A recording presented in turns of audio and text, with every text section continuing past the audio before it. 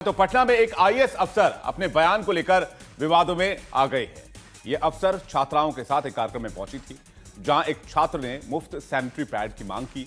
इस पर आईएएस अफसर ने जो जवाब दिया, उसे सुनकर न सिर्फ आप चौंक जाएंगे बल्कि दंग रह जाएंगे। मैम, जैसे हर कुछ के लिए तो सरकार देती ही है, जैसे कि पोशाक का, छात्रवृत्ति, तो क्या मतलब 20 और 30 रुपये का ये विस्पर नहीं दे सकते हैं?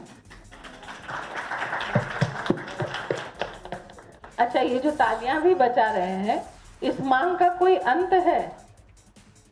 20 और 30 रुपए का विस्पर भी दे सकते हैं, कल को जीन पैंट भी दे सकते हैं, परसों को सुंदर जूते क्यों नहीं दे सकते हैं, नर्सों को वो नहीं कर सकते, और अंत में जब परिवार नियोजन की बात आएगी तो निरोध भी मुफ्त में ही देना पड़ेगा, है ना? सब कुछ मुफ्त में लेने की आदत क्यों है? सरकार की हित में जो सरकार को देना चाहिए वो सरकार से लेने के लिए तुमको जरूरत क्या है? अपने आप अपने को इतना संपन्न करो, सरकार को उसके लिए छोड़ो जिनके लिए एकदम भी कुछ नहीं है। तब तक कैसे होगा मैम? क्या मतलब छोटा बच्चा है वो, जब तुम लोग छोटी बच्ची हो, हम छोटी नहीं है, बाकी तो जो है हमारे पीछे है। तो सरकार की बहुत सी योजनाएं हैं, लेकिन ये जो सोच है ना कि सरकार हमें 20 रुपए 30 रुपए नहीं दे सकती है, ये सोच गलत है। सरकार बहुत कुछ दे रही है और बहुत जगह पहुंच भी रहा है। के लिए भी आती है कितना अच्छा से, क्या वोट लेने के लिए आती है तो उस टाइम नहीं। अच्छा, मत दो तुम वोट, सरकार तुम्हारी है, बेवकूफी की इंतहा है। नहीं, मत दो तुम वोट, बन जाओ पाकिस्तान। मैम, हम हिंदुस्तान में तो पाकिस्तान में क्यों जाए? तो फिर वोट का क्या महत्व है? और वोट तुम पैसे के एवज में देती हो, सुविधाओं के एवज में देती हो। तो आपने सुना, आईएएस अफसर एक छात्रा की मांग पर उसे पाकिस्तान जाने तक की सलाह दे रही है। आईएएस अफसर से सवाल पूछने वाली दोनों छात्राएं पटना के स्लम एरिया कमला नेहरू नगर की रहने वाली हैं। दोनों छात्रों से बात की इंडिया टीवी संवाददाता नीतीश चंद्र। पटना के स्लम एरिया कमला नेहरू नगर की रहने वाली इन दो बच्चियों रिया और राधा ने महिला आईएएस अधिकारी से सवाल पूछा था, जिस पर वो काफी भड़क गईं। ये बताओ, क्या नाम है तुम्हारा? रिया कुमारी। आपने क्या सवाल पूछा था? मैंने मैडम से पूछा था कि मैम, अगर हर चीज़ सरकार फ्री देती हैं, जैसे कि स्कॉलरशिप हो गए, और भी शादी के बाद भी बहुत सारे पैसे मिलते हैं, 1,50,000, फिर बीए में फर्स्ट आने पे 50,000 मिला जाता है, फिर इंटर में फर्स्ट आने पे 25,000, तो क्या सरकार 20 और 30 रुपये की हम लोग को सैनिटरी पैड नहीं दे पाएंगे? तो मेरा सवाल यही था। क्या जवाब मिला?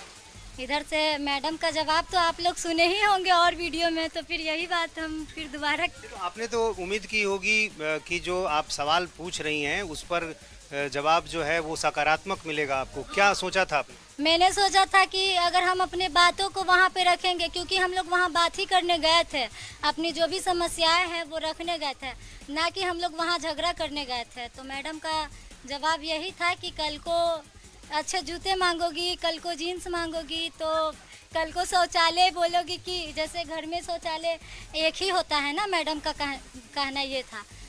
तो फिर हर लोग के लिए बाहर में अलग अलग शौचालय क्यों होगा? मैडम का ये रिप्लाई था उधर से।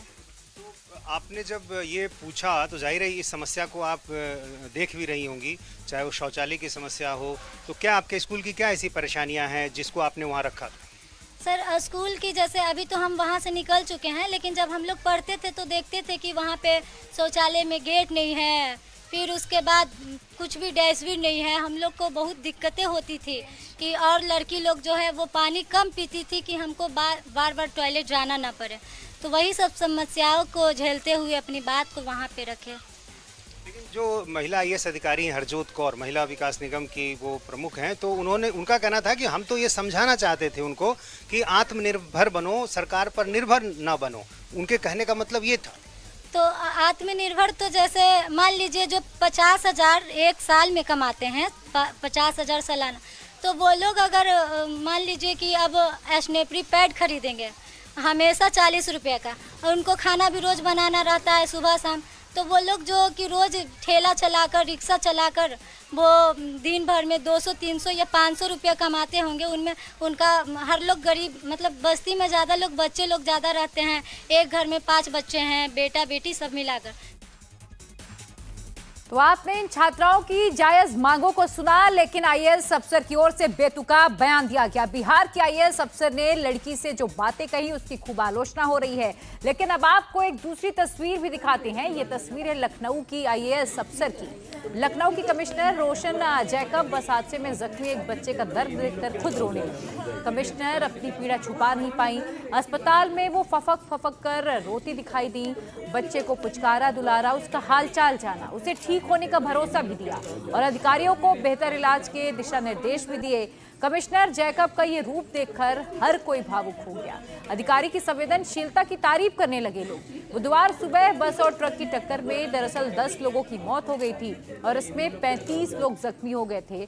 जो लोग जख्मी हुए उसमें ये बच्चा भी शामिल था, जिससे मिलने के लिए कमिश्नर खुद अस्पताल पहुंची, बच्चे का दर्द बांटा और इस दौरान जब वो बच्चे का दर्द देखी तो खुद भावुक होकर रोने लगी।